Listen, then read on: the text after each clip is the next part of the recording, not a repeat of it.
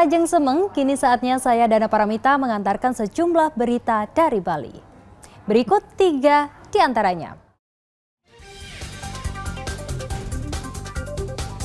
Komite Nasional Keselamatan Transportasi atau KNKT memulai menginvestigasi jatuhnya helikopter di wilayah Suluban, Kuta Selatan, Badung.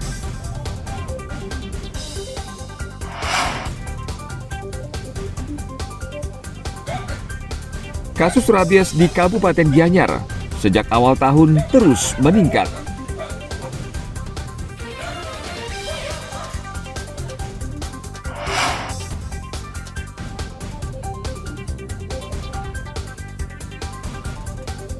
Nelayan di Desa Pengambengan, Kecamatan Negara menggelar sedekah laut atau yang biasa juga disebut petik laut.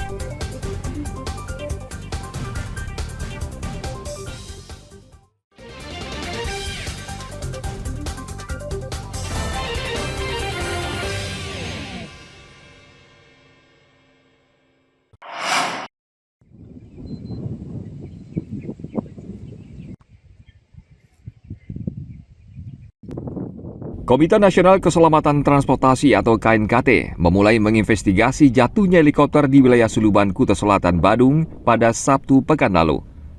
KNKT menurunkan 3 petugas ke lokasi kejadian. Mereka memeriksa serta mengumpulkan serpihan helikopter yang jatuh di perbukitan Tandus. Investigasi ini untuk mengetahui penyebab pasti jatuhnya helikopter tipe Bell 505 yang dikelola PT White Sky Aviation. Rongsokan pesawat yang ada saat ini juga sedang mereka lihat penyebab kecelakaannya apa saja. Kalau untuk hasil investigasinya berapa hari gitu? Bisa mengetahui hasil? Bisa lama ya, agak cukup lama lah KNKT untuk bisa menerbitkan hasil investigasi kecelakaan pesawat udara. Biasanya mungkin bisa 1 tahun atau mungkin lebih. Ya. Tergantung nanti dari data-data yang mereka bisa peroleh. Tim yang turun berapa? Saat ini 3 orang. Yang sudah dilakukan apa aja mungkin Pak yang sudah saat ini dicek? Nah, karena kami tidak bisa ke dalam, ya, jadi kami tidak bisa melihat. Ya. Namun sejauh ini petugas KNKT belum bisa memberikan keterangan karena investigasi masih terlalu dini.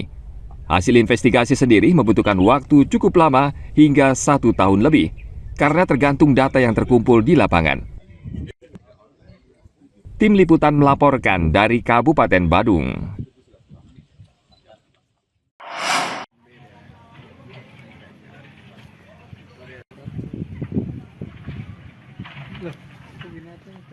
Bangkai helikopter yang jatuh Jumat pekan lalu di Suluban Pecatu, Kuta Selatan, Badung, hari Minggu lalu diangkut dan dipindahkan dari lokasi kecelakaan. Bangkai heli ini diangkat menggunakan alat berat dan dilakukan dengan sangat hati-hati agar kerusakan badan helikopter tidak semakin parah. Lalu heli dibawa dengan truk ke perusahaan heli yang berada di kawasan GWK. Untuk meyakinkan keamanan alat-alatnya tidak rusak. Kalau baling-balingnya di bawah dalam keadaan berat, kalau dilepas dia akan hancur semua. Makanya saya menyampaikan kepada kru supaya kakinya dibalik ke bawah sehingga aman sampai sekarang. Proses pemindahan disaksikan warga sekitar termasuk salah satu penumpang heli yang selamat. Nggak pernah ada yang tahu mau ada celaka kan. Oh gitu. Tapi pas semua mau baik-baik aja. Okay. Dari awal semuanya baik-baik aja. Pilotnya itu berusaha untuk nyelamatin nyawanya kita semua. Jadi bikin kita untuk tenang. Pilotnya sangat amat wah, dia kalau bukan karena dia yang bisa nyelamatin kita mungkin kita nggak bisa hidup. Komite Nasional Keselamatan Transportasi atau KNKT hari Minggu lalu sudah melakukan penyelidikan dan mengumpulkan bukti untuk mencari tahu penyebab heli ini jatuh. Namun banyak yang menduga penyebab jatuhnya heli akibat baling-baling heli terlilit tali layang-layang berukuran besar.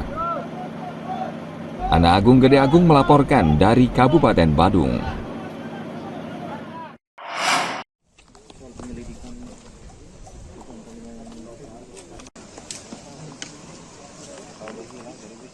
Kendati saat ini, KNKT masih menginvestigasi jatuhnya helikopter wisata di Pantai Suluban pada Jumat pekan lalu, Namun diduga musibah ini terjadi akibat baling-baling heli terlilit tali layang-layang berukuran besar. Bila benar terbukti, otoritas Bandara Wilayah 4 memastikan pemilik layang-layang bisa dipidana selama 3 tahun penjara dan denda 1 miliar rupiah akibat perbuatannya. Dalam keterangan pers Sabtu pekan lalu, Kepala Otoritas Bandara Wilayah 4 Agustinus Budi Hartono mengatakan ada perda dan undang-undang penerbangan yang mengatur soal tersebut. Kalau dilihat dari ada 2 aturan yang terkena ya dari Perda Bali nomor 9 tahun 2000, memang itu radiusnya antara 9 sampai 18 kilometer ya. Itu memang seharusnya maksimum layang-layang yang diperbolehkan dari situ hanya 100 meter atau 300 feet. Nah, kalau untuk berdasarkan undang-undang penerbangan nomor 1 ya, itu masih masuk ke radius horizontal luar KKUP itu sejauh 15 kilo, dan itu memang masih masuk ke areanya tersebut ya, ada sanksinya. Kalau berdasarkan dari Perda nomor 9 tahun 2020 tahun 2000 ya, itu kurungannya 3 bulan atau dendanya 5 juta. Tapi kalau berdasarkan undang-undang penerbangan ya, maksimal 3 tahun atau denda uang 1 miliar. Sebuah helitur dilaporkan mengalami crash landing di kawasan Pantai Suluban. Diduga penyebab jatuhnya helitur tersebut akibat terlilit tali layangan setelah mengudara selama kurang lebih 4 menit. 5 orang termasuk pilot menjadi korban dari kejadian tersebut, dan kelima korban dilaporkan selamat. Tim Liputan melaporkan dari Kabupaten Badung.